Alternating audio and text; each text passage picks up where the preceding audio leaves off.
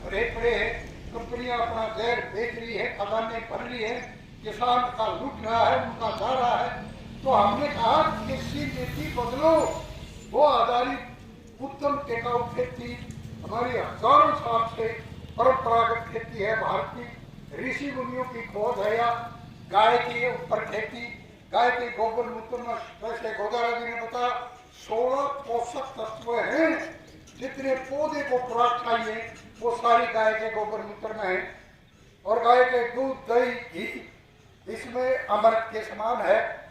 इसके गाय के गोबर मूत्र से जो अनाज पैदा होगा दुनिया में सबसे श्रेष्ठ अनाज है वो, उससे उत्तम अनाज नहीं है, इसको उत्तम टिकाऊ खेती कहते हैं।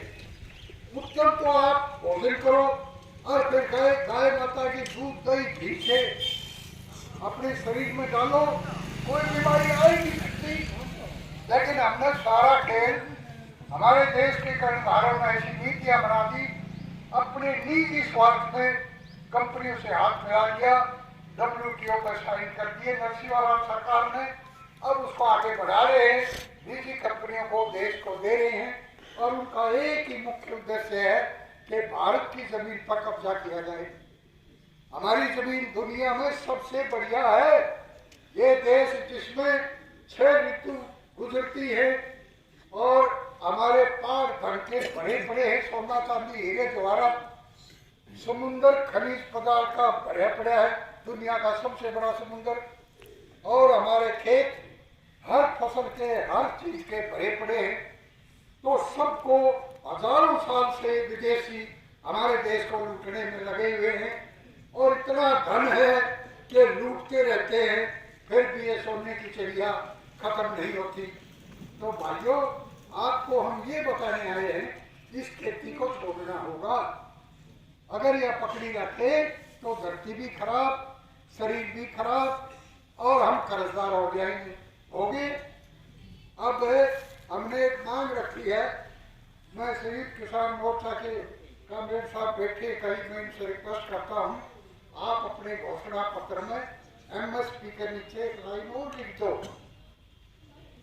सन 1967 से इन्होंने MSP पर खरीद शुरू करी, कम से कम रेट पर किसान को लूटा और उसकी लूट आज तक जारी है। तो आप नीचे अपनी मांग में लिखो कि सन 67 से लेकर आज तक जितना हमारा सरकार की गलत नीति की वजह से, गलत खरीद पॉलिसी की वजह से घाटा हुआ है, उसका हमारा हिसाब कर दो। डिबेट आपने सुना होगा, 15 साल का ये बोला करते डिबेट पर कि 15 साल में 45 लाख करोड़ रुपए किसान को MSP के जरिए लूट किए। मैं कह रहा हूं सन 67 से आज तक करीबन 200 लाख करोड़ रुपए हमारे लूट लिए।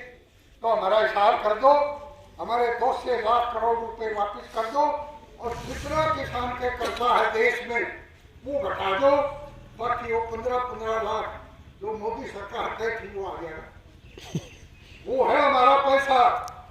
यहाँ से धन धरती माता पैदा करती है, मजदूर किसान उसमें से निकालता है, उस धन को ठग लूट के ले जाते हैं।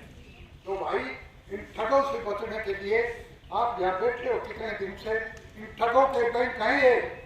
हमारे पहले साहूकार होते थे, साहूकार ब्याज पे ब्याज, ब्याज पे ब्याज, वो कर्जा उतरने नहीं देते थे।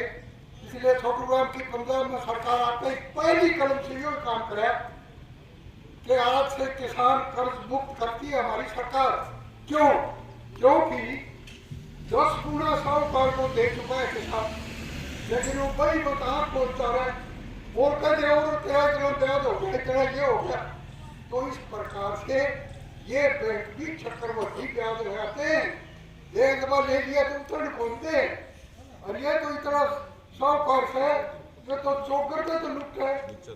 अब आप हैरान हो गए, अखबारों में खबर सुनते हो क्या फलाने बैंक में फलाने के पीछे निकल गए, बोले क्या हुआ, बोले एक वो उसका नंबर लेके कोई ठग दे और वो पैसे निकाल दिए करोड़ों रुपए।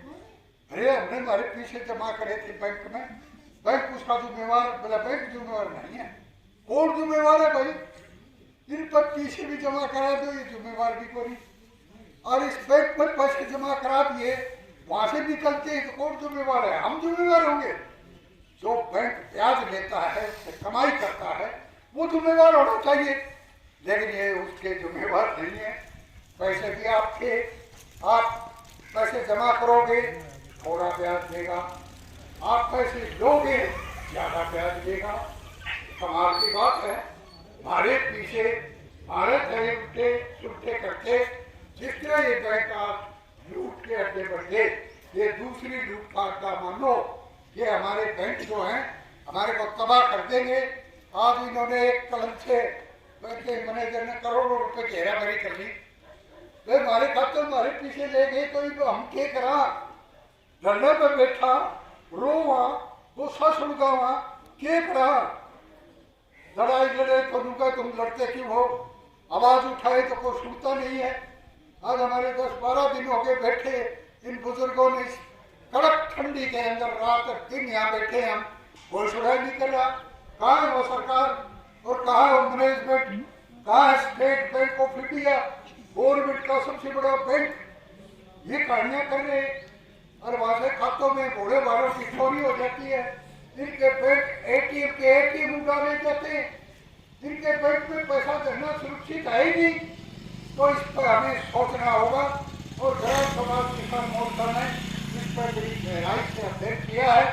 अध्ययन करके हम आपके पास आए हैं और इस पर आपको भी कह रहे हैं, इस पर विचार करो।